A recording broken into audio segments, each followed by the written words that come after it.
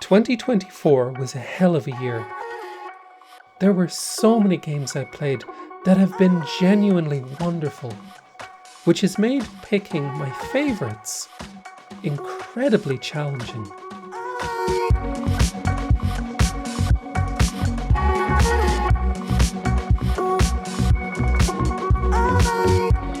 Hello and welcome to the Casey Explosion Top 12 Games of the Year video, because I couldn't narrow my picks down to just 10.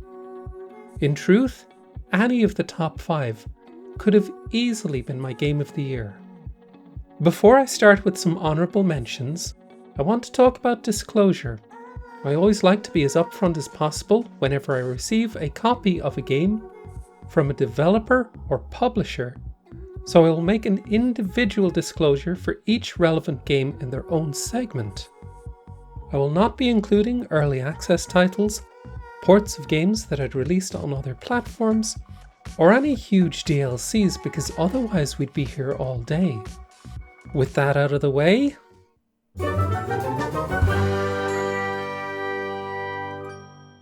if it wasn't for the fact that Salako is currently in early access, it would be a certain top of the list contender. What the developers are doing with the GZ Doom engine is beyond impressive. Without a doubt, one of the slickest feeling first-person shooters I've ever played. The weaponry feels punchy as hell, the way the debris scatters everywhere during firefights, and the way the enemy AI is constantly keeping you on your toes and forcing you to reposition while keeping enemy positions in mind on the fly. It's almost like a tactical game that's being played out in first person. It doesn't feel like any other FPS out there, it just hits differently. I could dedicate a whole video to just how good Salako is, and I'm confident this will be high on the Game of the Year list when it fully releases.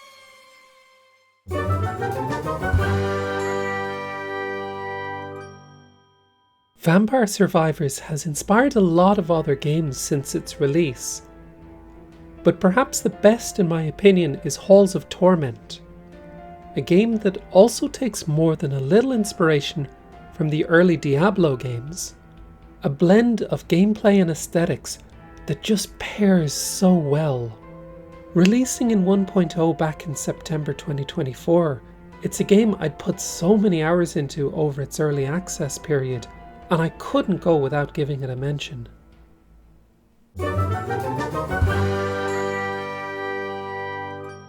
Metaphor Refantazio would certainly rank high on the list if I had gotten deeper into it, and at time of writing I feel like I've only just scratched the surface of what is a gargantuan experience. But I've adored what I played so far. The music is nothing short of phenomenal, especially that battle theme, and the huge Hieronymus Bosch inspired bosses are also phenomenal. I look forward to getting the time to really delve into it.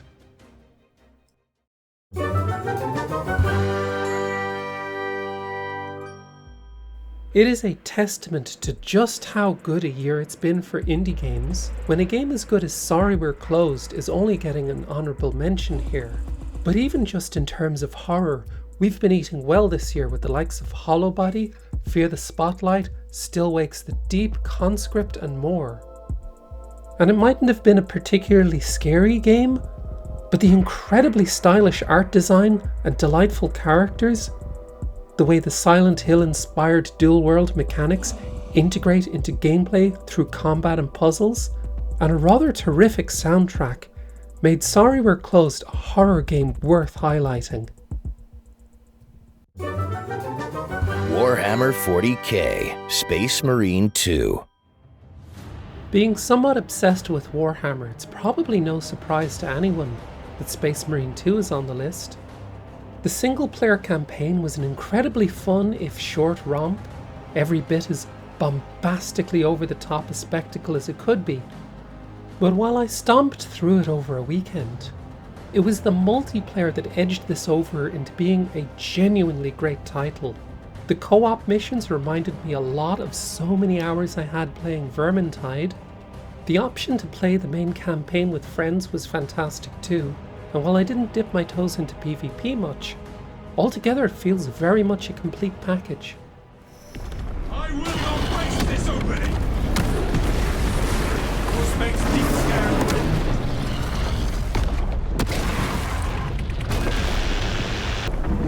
Salako damages.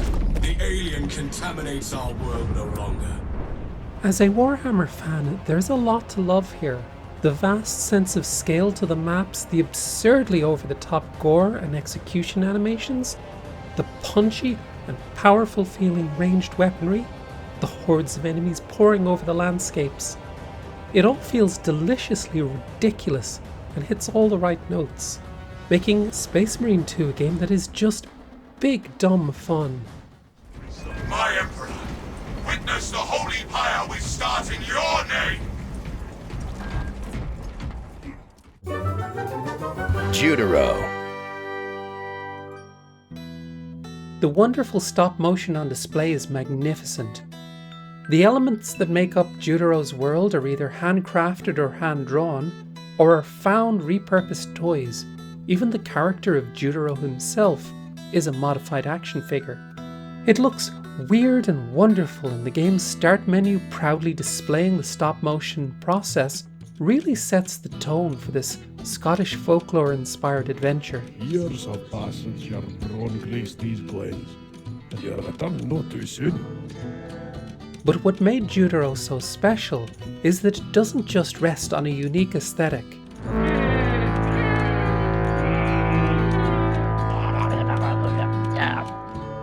The combat is surprisingly in-depth. You can possess enemies to help you overcome certain challenges and puzzles. The boss battles are impressive, and every step of the way, it's consistently funny. Hypothetically, would you know anyone who would kill my wife? Hypothetically. There's many hilarious characters to have conversations with, like finding Rumpelstiltskin and hearing his side of the story. And it surprised me just how incredibly well written it was. I wish more people knew about this beautiful, ugly game, because it certainly deserves a bigger audience. Yeah, Big John, yeah, that's me. SteamWorld Heist 2. I was rather delighted when the developers of the SteamWorld games sent me an early copy of this. The original SteamWorld Heist is one of my favourite indie games of all time.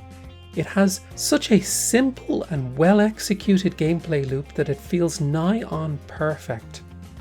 The nuts and bolts explanation is that it is XCOM style turn-based combat adapted to side-on 2D perspective, stripped down and simplified, but with free aiming instead of a percentage chance to hit.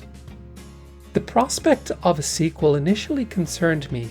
I was worried any follow-up might overcomplicate what was a remarkably fun and engaging gameplay loop. Those concerns melted away once I played it.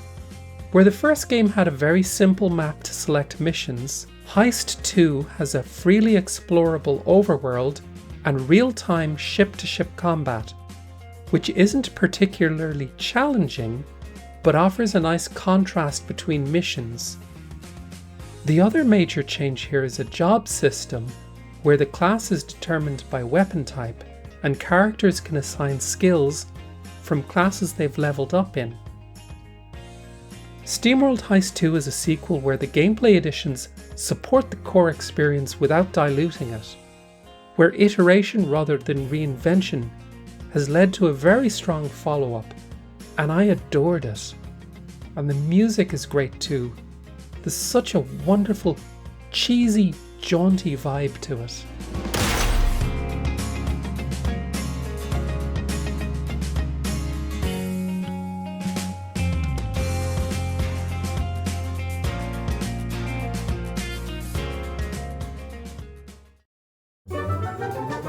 Frogmonster.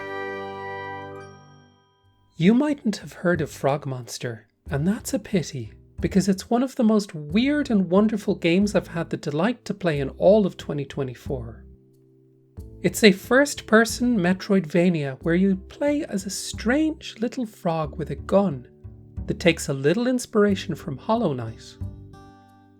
For example, you can use your tongue to catch bugs which, once added to your bug collection, you can then equip like Hollow Knight's pin system to augment your abilities, which can be very useful to switch up when you're fighting the game's many, massive boss encounters.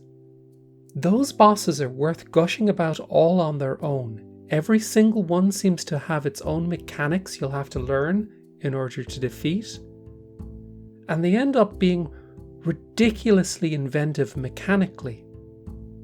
Like for example, one boss named Jumbo, who is a snake whose body takes up more and more of the arena as you kite him around. The boss is a snake that functions like the classic mobile game Snake. It's genius! Everything about the game is a treat. The way all the enemies are voiced by the developer making strange sounds.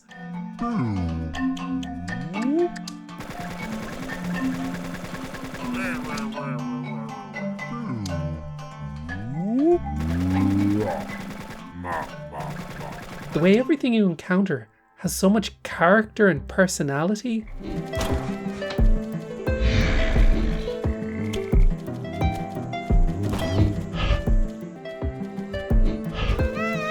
And the music sneaks up on you and finds a way of drilling into your brain. Frogmonster is a genuinely wonderful game and deserves a much bigger audience.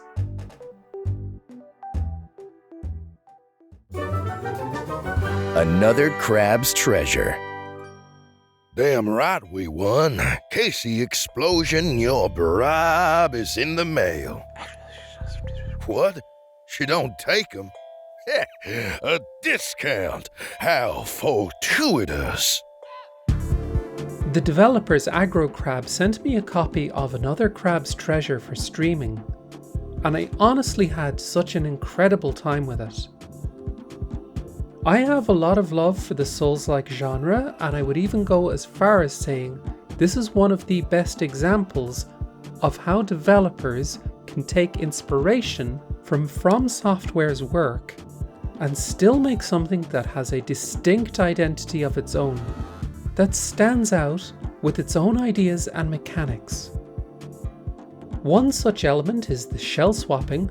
The protagonist Krill, being a hermit crab, can hop into various items that he can use as a shell, and each one has different stats, but more importantly, each bestows different skills, like being able to fire off a blast with the party popper, or fling yourself at enemies with a dash attack with the tennis ball. One thing I really appreciate is how mechanics can have multiple uses. Like how the grappling hook is used for traversal, but it can also be used in combat to close the gap or pull enemies to you. Or, if you lose your shell, quickly snag another. It's just fantastic game design. It reminds me quite a bit of Sekiro in that regard. But it's perhaps the boss encounters that really make the game for me.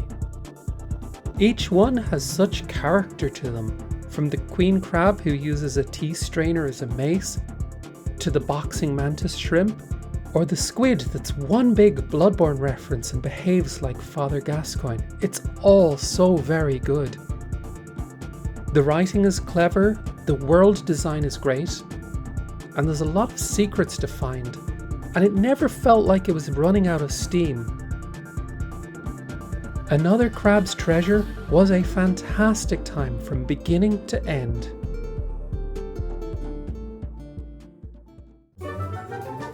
Tactical Breach Wizards.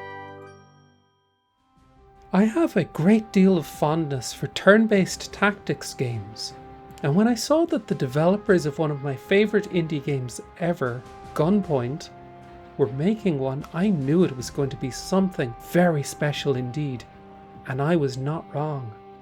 Tactical Breach Wizards plays like an XCOM that had been stripped down to its basics, to the point where it works more like a puzzle game. And each combat encounter is more about working out how to complete the objectives, with only a few turns and skills available, with additional bonus goals for an extra challenge. The gameplay is instantly engaging, But as your team grows and you unlock new skills and upgrades, the way that their abilities synergize with each other, it gets seriously good when everything clicks, and immensely satisfying when you pull off some big brain strategy and it plays out perfectly. I just have to marvel at tight game design that feels this rewarding. Not only that, it is also a very cleverly written game with some great humour and a very involved plot filled with political intrigue that really surprised me. Plus, it never gets old, sending enemies flying through a window. Tactical Breach Wizards is an absolutely magical game. Balatro.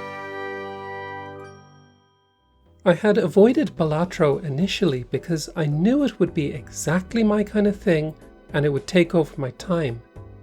And playing it finally over Christmas, yeah, it's what I feared. Very simple to pick up and intuit, and an extremely rewarding gameplay loop. But with that little bit of visual flair on the scoring multipliers so you know you're doing good. And as you score they speed up, oh yeah, that's the good stuff right there. I ended up playing until 5 AM one night without even realizing it. At time of writing, I have 80 hours in the game already. Balatro is responsible for delaying this video. I don't have a whole lot else to say about it except that yes, Balatro is that good. Pacific Drive. I had played a demo of Pacific Drive during one of Steam's Next Fest events, and I was immediately impressed. So when the publisher reached out with an early copy to stream on my Twitch channel, I jumped at the offer. The quick gameplay pitch is that it is a driving survival game where you explore a mysterious exclusion zone, gather resources and materials and return home to the garage before the zone gets too unstable and you risk losing everything. Then upgrade your car so you can venture further and deeper into the exclusion zone to access rarer resources and materials to let you upgrade your car further. It is a gameplay loop that reminds me of one of my favourite games from 2023, the Lovecraftian fishing game Dredge, because both that and Pacific Drive have this incredible sense of tension between how relaxing the general moment-to-moment gameplay can be and how stressful the impending doom is if you linger too long. Whether it's the various fishing minigames in Dredge or the exploration of abandoned structures and breaching locked containers for resources or dismantling vehicles for parts and scrap, it's enjoyable and involved enough that you can lose track of time quite easily and not notice the encroaching disaster. There's also the temptation to get greedy, thinking maybe I can grab just a little bit more before the storm gets here. And it's in these moments where the game really shines. The wonderful contrast between relaxing and stressful is what made Pacific Drive an early Game of the Year contender for me. The experience elevated by a truly fantastic soundtrack and gorgeous visuals. Listening to your car's radio while exploring these often visually stunning environments is such a wonderfully chill time. The vibes are immaculate. It is beautiful and moody and punctuated by moments of sheer panic. It is a tremendously good game. Mouthwashing. There's been some amazing horror games in 2024, but nothing has left such a lasting impression as the more psychological horror offered in Mouthwashing. It's very difficult to talk about the game without spoilers, which I would like to keep to a minimum. So what I would like to praise in vague terms is the way the story unfolds, how it's paced and how it shows us scenes in a non-linear order. I played the game twice, something I rarely do, once on stream and once again just for myself, because the storytelling is phenomenal. A genuine masterpiece of slowly unraveling horror, and I simply had to experience it again. Mouthwashing takes place aboard a crashed spaceship. Things appear incredibly dire for the crew, who are talking about breaking open the ship's cargo to find if they're hauling anything that could help them survive. As we progress through the narrative, we often skip backwards to a preceding event, something that sheds new light on what we think we know and reveals something much darker than we initially suspect. As Mouthwashing slowly peels back its layers, I got a sinking feeling in my stomach. It's one more emotional gut punch after another. It's one of the most effective psychological horror stories I've experienced in gaming. Crow Country. Survival horror has been enjoying a resurrection in recent years, and the absolute treasure that is Crow Country is one of the most pitch-perfect examples of the genre. The retro visuals that evoke classic Resident Evil by contrasting low-poly character models against more detailed environments that give the impression of 3D models on pre-rendered backgrounds, while still being fully 3D, is just fantastic art direction. The music is excellent, from jaunty but distorted theme park music to chill save room vibes, but can get suitably atmospheric, moody, and foreboding. The way the map design loops the player around as shortcuts open up, it's all extremely well done. It even has the option of tank controls. It couldn't be more perfect unless it featured FMV cutscenes and cheesy voice acting. But the puzzle design is where Crow Country really excels though. I find puzzles in survival horror can be just as important to the experience as combat. And I wonder if the developer's previous experience with point-and-click adventures, like Tangle Tower, informed the direction of the game, because there's a great variety and it never feels too difficult or frustrating, but always fun and engaging. Likewise, the narrative presents us with a nice sense of mystery about what is actually going on with the shuttered theme park. What are the monsters we're facing, and what are the motivations of our protagonist? It never feels derivative of the games it's inspired by. In fact, perhaps the greatest triumph of Crow Country is that it comes across as both nostalgic and fresh at the same time. Like it's playing homage to an era rather than a specific title, and still feels distinctly itself, as if it were a game that could have existed alongside the likes of Resident Evil and Silent Hill. And that's perhaps the greatest praise I could give. 9 Souls. Red Candle Games is the developer responsible for one of my favourite indie horror games of all time, Detention. A haunting ghost story set against martial law in Taiwan in the 1960s. So when I saw they were crowdfunding for a new game, I immediately backed it. 9 Souls is a Metroidvania that takes inspiration from Hollow Knight and infuses the formula with the parry-focused combat of Sekiro to great effect. The gameplay flows from the kind of platforming and exploration that Hollow Knight mastered to ferociously intense boss battles that demand precise timing and learning the boss's attack patterns, but are also satisfying to finally overcome. The combat feels extremely good here, and that's because there's such great audio-visual feedback. When you time a parry just right, the game really lets you know you feel it. But while Nine Souls takes a lot of inspiration from these titles, there is so much of its own identity that shines through. After all, Red Candle are a developer that are known for their exceptional writing and storytelling, so it's no surprise they've crafted such a unique setting with strong world building and intriguing characters.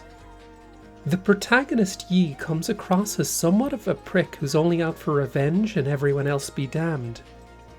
He's very guarded and terse, but as we progress, other characters will join us at the Four Seasons Pavilion, the game's central hub area. And we can find various items to give them as gifts and build a relationship with them. And in doing so, we see Yi open up more, show more emotion.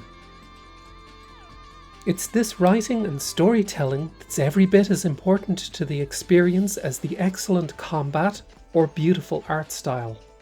It's for this reason that I find calling the game Sekiro meets Hollow Knight sells it short. It is very much wearing that inspiration on its sleeve, but it's also so much more than that.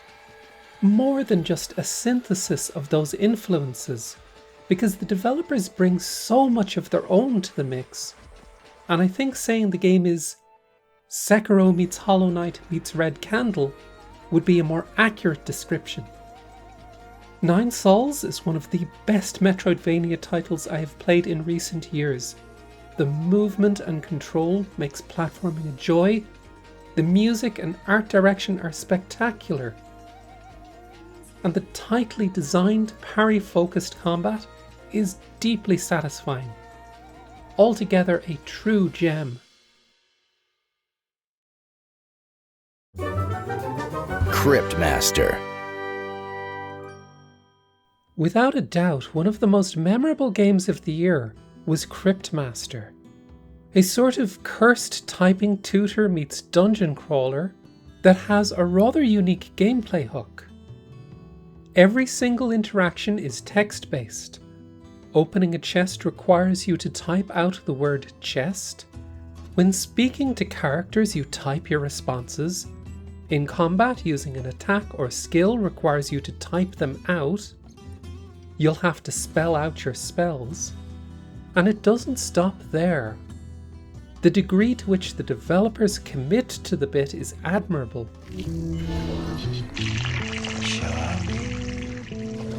Even the fishing minigame has you typing out the name of the fish in order to catch it. And if that wasn't enough, there's even a deck building minigame you can challenge NPCs to that's all based around letters. The Mavis Beacon Teaches Necromancy gameplay is only part of the reason I adore this game so much. The titular Cryptmaster is fully voiced and he is nothing short of a delight. I'm not going to put it in my mouth. What are you thinking? I probably could eat it, but not while it's moving around. Both the writing and voice acting really bring this dry, sardonic curmudgeon to life. And it's impressive just how many different responses and lines he has. You lose. I have paper. The voice acting is terrific across the board, from every chatty ratty on up. There's so many odd characters bursting with personality you'll encounter. And not only that, the game also features the voice of Hugo Mayat, none other than Treguard from the British kids show Nightmare that I adored when I was growing up, hitting a very nostalgic note for me. Lasky. Doubly so because the very first dungeon crawler I played was the licensed Nightmare game on the Amiga back in the 90s. I don't think I've played another game quite like this, and for that alone I have to applaud the developers. But what ended up really elevating the experience to truly great for me was the amount of riddles and puzzles that I had an immensely fun time with. There was a puzzle that you had to work out a cipher for to find the name of a location so you could fast travel to, and the Cryptmaster will offer to do this for you. You didn't think I wanted you for your brains, did you? But I got out a little notebook and pen and actually worked it out myself by hand, something no other game on this list had me doing, and I couldn't believe the satisfaction I had when I worked it out. Never speak of this again. I have no end of glowing things to say, thoughts that could fill an entire video essay, but let's just leave it at this. Cryptmaster is brilliant. I want to give a very special thanks to Z-Manzilla, who edited this video, Gianni Matrigrano for lending his voice, to Kino Fabino for the thumbnail artwork, and a huge thank you to everyone who's watched the video and has supported me. If you enjoyed the video, I also stream at twitch.tv/KCExplosion and have a Steam curator page, which will be linked in the description. Thank you. Mouthwashing. One screaming Twizzler's journey through space and oral hygiene.